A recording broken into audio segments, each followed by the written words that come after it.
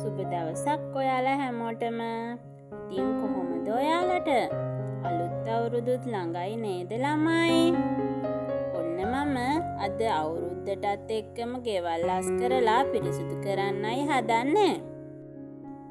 අද තමයි ඒකට හොඳම දවස. ඔයාලත් කම්මැලිකමේ ගේ අස් කරන එක කල් දමා හිටියද?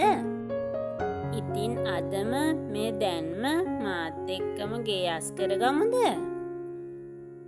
මම සාමාන්‍යයෙන් හැම මාසෙම අන්තිම සතියේ මේ විදිහට තමයි ගේ පිරිසිදු කරගන්නේ. ඒ නිසා ලොකුවට මහන්සි වෙලා ගෙවල් පිරිසිදු කරගන්න දෙයක් නෑ.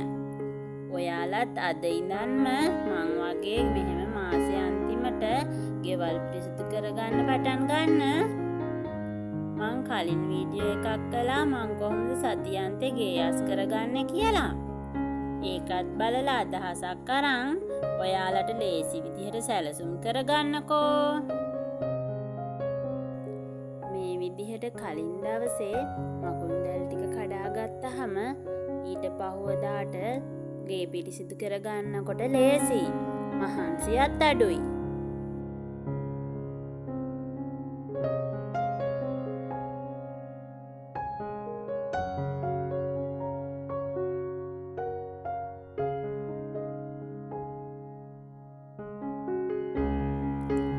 මේ හැම වැඩක්ම කරන්නේ බබාලත් බලාගෙන, ගෙදර වැඩත් කරගෙන, ඒ හැම දේත් එක්කමනේ.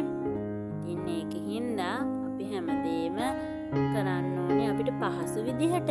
නැත්තම් වැඩ කරගෙන යනකොට අපිට එපා වෙනවනේ.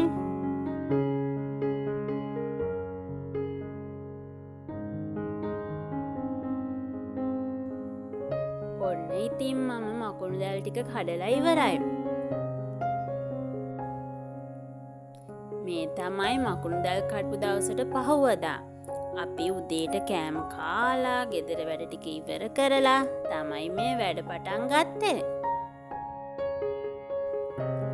දැන් ඉතින් මම මුළු ගේම දූවිලි ටික පිහදාලා අතු ගා ගන්නවා. ඔන්න බලන්නකෝ මගේ ලොකු දුවත් මාත් එක්ක හරියට වැඩ.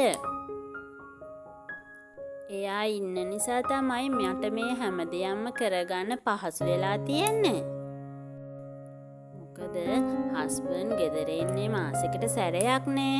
ඉතින් මම මේ හැමදේම තනියම කරගන්න ඕනේ.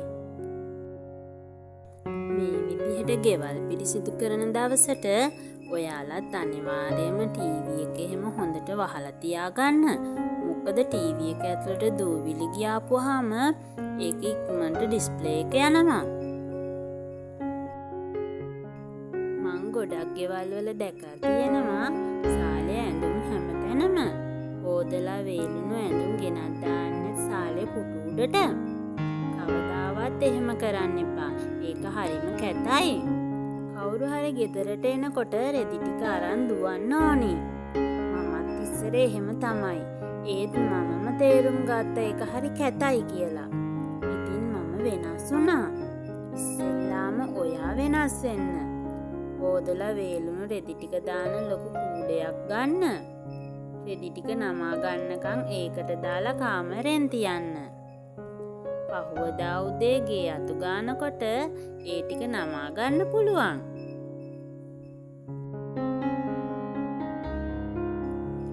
හරි අමාරුයි අපි පුරුදු වෙලා අත්තරින්න.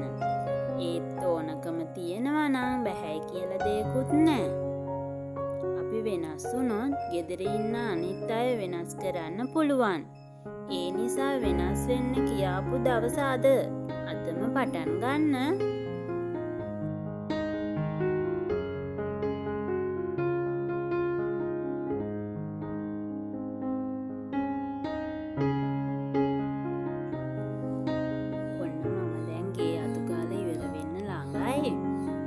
ඉතුරුලා තියෙන්නේ කිචන් එක සුද්ධ කරගන්න පිරිසිදු කරගන්න විතරයි.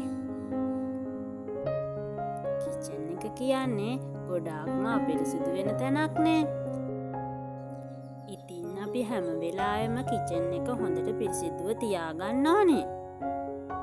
මොකද නැත්තම් කැරපොත්තු හුණු වගේ සත්තු බෝ වෙනවා. මේ කාලෙට මැස්සොත් වැඩිනේ.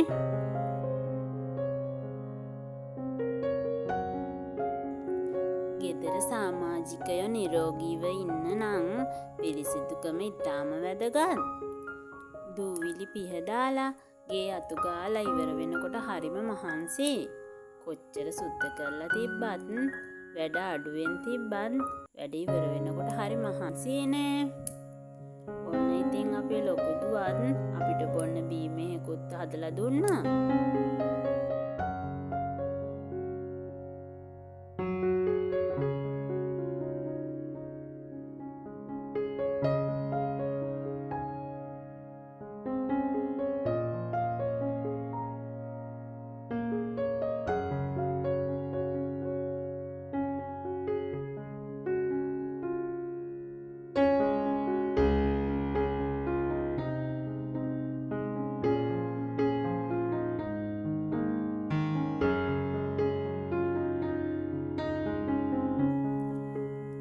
ඉතින් බීම එකත් බීලා ආයෙත් වැඩ පටන් ගත්තා.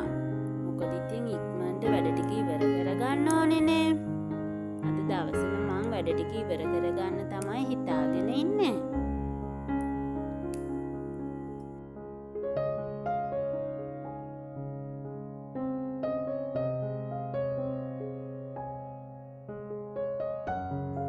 ඔන්න අපේ ජූඩි බබාටත් ඕනෙලු වැඩ කරන්න.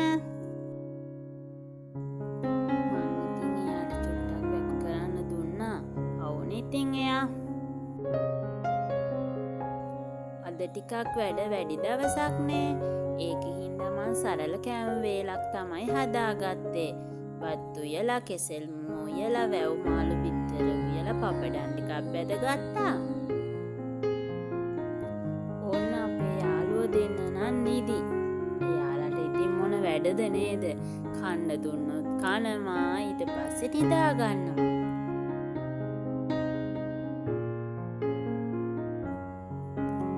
ඉතින් මේ විදිහට හොඳට පුටුත් වැකුම් කරගත්තා. එතකොට ඔය පුටු ඇතුලේ තියෙන දූවිලි කුණු අයින් වෙනවනේ. මම මේ විදිහට මුළු ගේම වැකුම් කරගත්තා. දැන් ඉතින් ගේ ඇතුලේ චුට්ටක්වත් දූවිලි නැහැ. දැන් හොඳට ගේ මොප් කරගමු. මම ගේ මොප් කරනකොට නම් රෑ වෙලා. ඒත් අද දවසේ මම හිතාගත්ත වැඩ ටික ඉවර කරගන්න ඕනිනේ. ඒ නිසා මහන්සිය නොඹලා සාලේ කෑම කාමරේ කාමර ටිකයි මොප් කළා.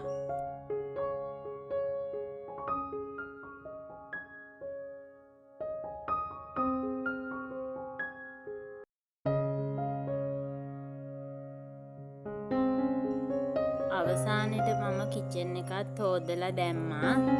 ඔන්න ඔහොම තමයි අවුරුද්දට කරන්න තියෙන ලොකුම වැඩේ මං ඉවර කරගත්තේ. යාලත් කම්මැලිකමේ ඉන්නේ නැතුව අදම මේ දැන්ම ගේ පිරිසිදු කරන්න පටන් ගන්න. ඒ වැඩ ඉවර කළාම හිතේ නිදහසේ අවුරුදු කැලි ටික හදාගෙන අවුරුද්දට ලෑස්ති වෙන්න පුළුවන් නේ.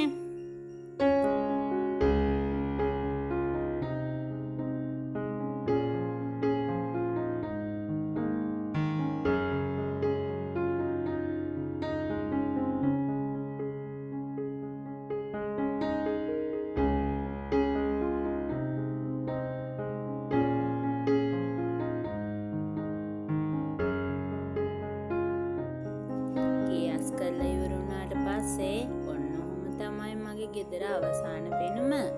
නිදහස්. මොකද දැන් ගෙදර කුණු චුට්ටක්වත් නැහැ.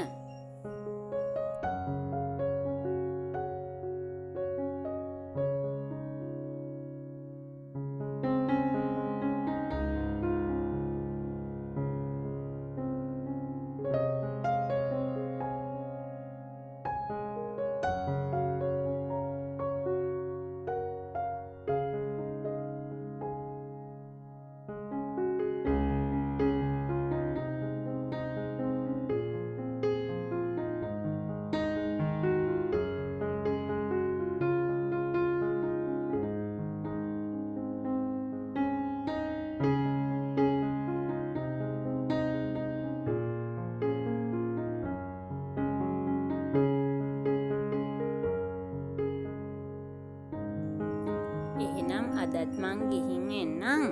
මාව සබ්ස්ක්‍රයිබ් කරලා නැත්නම් ස්ක්‍රයිබ් කරන්න. බෙල් අයිකන් එකක් ප්‍රෙස් කරලා තියාගෙන වීඩියෝ එකක් දාපු ගමන් බලන්න. ආයෙත් රස වීඩියෝ එකකින් හමු වෙනකම් පරිස්සමට ඉන්නනේ.